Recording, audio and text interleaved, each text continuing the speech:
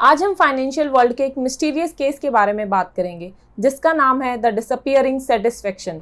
जैसे criminal court में हर case का एक प्राइम सस्पेक्ट होता है, ठीक उसी तरह से हमारे इस द डिसअपीयरिंग सेटिस्फेक्शन केस का भी एक प्राइम सस्पेक्ट है जिसका नाम है लालच।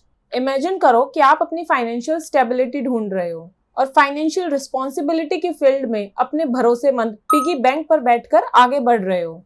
आगे बढ़ते बढ़ते आपको सेटिस्फेक्शन का एक पुल दिखाई देता है जिसे फाइनेंशियल स्टेबिलिटी पाने के लिए पार करना जरूरी है। अब जैसे ही आप उस पुल को पार करने के लिए आगे बढ़ते हो, आपके सामने लालच आकर खड़ा हो जाता है और आपको उस पुल को पार करने से रोकने की कोशिश करने लगता है। अपने इसी क्राइम के लिए लालच आज हमारे कोर्ट में सस्पेक्ट बनकर खड़ा है।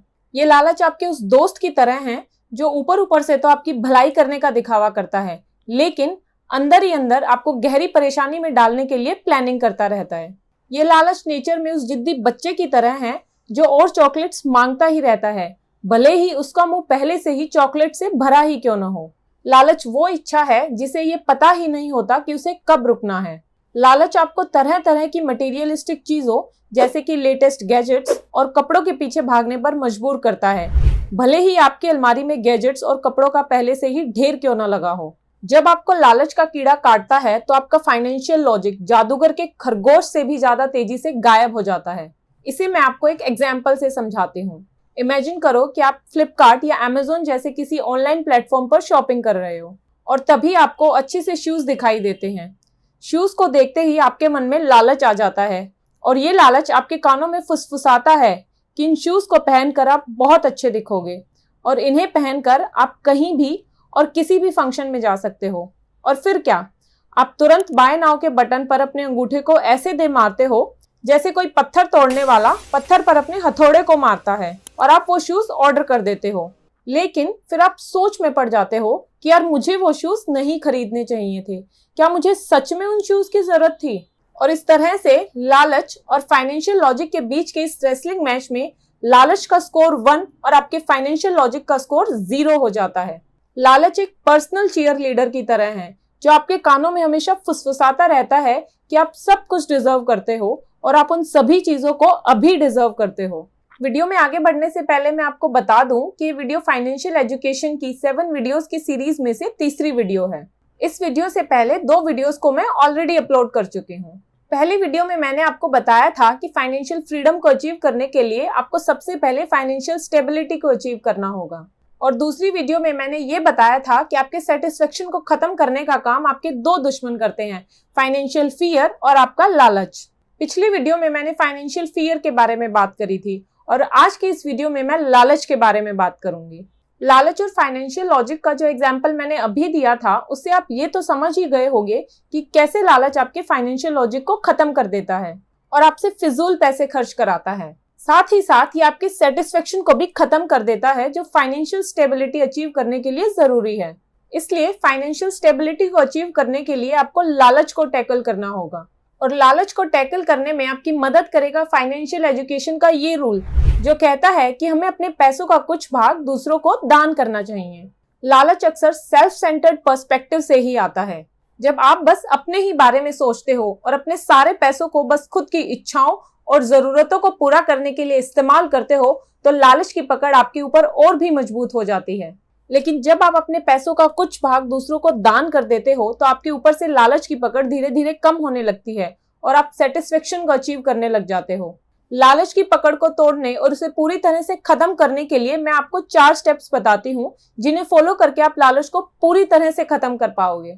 इन स्टेप्स को बताने से पहले मैं आपको नीड्स और वांट्स के बीच के डिफरेंस को क्लियर कर देती हूँ ताकि आगे के स्टेप्स में आपको कोई कंफ्यूजन ना हो।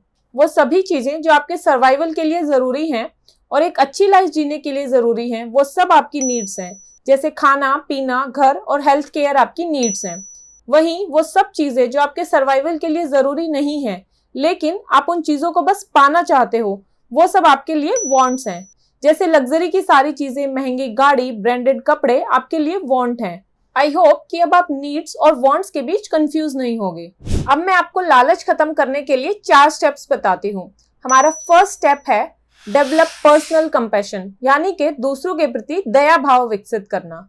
अपने मन में दूसरों के प्रति दया भावना लाने से हम हमारी फालतू की वांट्स को छोड़कर जरूरतमंद लोगों की नीड्स पर फोकस करते हैं। जब हमारे मन में दया भावना होती है तो हम हमारे आसपास के लोगों के स्ट्रगल्स और उनकी नीड्स के बारे में समझने लगते हैं। इससे हमारा दूसरों को देखने का नजरिया चेंज हो जाता है। दया भावना हमारे लालच को कम कर देती है और हमें दूसरों की जरूरतों को समझने के लिए एनकरेज करती है। दया भावना की फीलिंग हमें ये क्वेश्चन करने के लिए एनकरेज करती है कि क्या हमारी वांट्स जरूरतमंद लोगों की बेसिक नीड्स से भी ज्यादा जरूरी है। जैसे जैसे कंपैशन की फीलिंग हमारे अंदर गहरी होती जाती है, वैसे वैसे खुद के लिए ज्यादा चीजें इकट्ठा करने की हमारी इच्छा कम होती जाती है और हमारे अंदर लालच की जगह दूसरों की लाइफ में पॉजिटिवली कंट्रीब्यूट करने की फीलिंग जगह ले लेती है। हमारा सेकंड स्टेप है डेवलप जेनरोसिटी, यानी कि उदारता का विकास करना। कंपैशन के बाद आपको अपने मन में जेनरोसिटी डेवलप करनी है। जेनरोसिटी को डेवलप करना लालच को खत्म करने के लिए बहुत जरूरी है। जब आपका दिल ग्रेटिट्यूड से भरा होता है तो ये आपको अपने आप ही जेनरोसिटी की तरफ ले जाता है। और ऐसा इसलिए होता है क्योंकि ग्रेटिट्यूड हमें हमारी लाइफ की उन सब चीजों को देखने में हेल्प करता है जो हमारे पास एक्स्ट्रा है, और उन सब चीजों को यूज करके हम दूसरों की हेल्प कर सकते हैं। जैसे ही आप अपने आसपास के लोगों की जरूरतों और उनके स्ट्रगल्स के बारे में माइंडफुल होते हो, वैसे ही आपका पर्सपेक्टिव बदल जाता है और आप खुद को पहले से ज्यादा ग्रेटफुल पाते हो। जब आप जेन्युइनली ग्रेटफुल फील करते हो तो जेनरोसिटी आपके दिल से अपने आप ही आ जाती है। दूसरों की नीड्स को पूरा करना आपका नेचर बन जाता है और ऐसा करने के लिए आपको सोचना भी नहीं पड़ता है। इस तरह से एक खूबसूरत तालमेल में जेनरोसिटी ना केवल लालच को खत्म करती है बल्कि आपके जीवन को एक नए उद्देश्य यानी दूसरों की हेल्प करने की भावना से बेहतर बनाती है। हमारा थर्ड स्टेप है give away your wants to fulfil the needs of others, यानी कि दूसरों की जरूरतों को पूरा करने के लिए खुद की कुछ इच्छाओं को छोड़ देना। थर्ड स्टेप में आपने अपनी इच्छाओं के लिए जो पैसे बचा कर रखे हुए हैं उनमें से आपको कुछ पैसे अपने आसपास के उन लोगों को देने हैं जिन्हें उन पैसों की सच में जरूरत है। अब अगर आपने ऊपर के दोनों स्टेप्स को अच्छे से फॉलो किया है तो इस स्टेप को फॉलो करने में आपको कोई परेशानी नहीं होगी। लेकिन अगर आपने ऊपर के स्टेप्स को अच्छे से फॉलो नहीं किया है तो इस स्टेप को अप्लाई करने में आपको परेशानी हो सकती है। अब आप सोचोगे कि मैं अपने पैसे किसी और को क्यों दूं?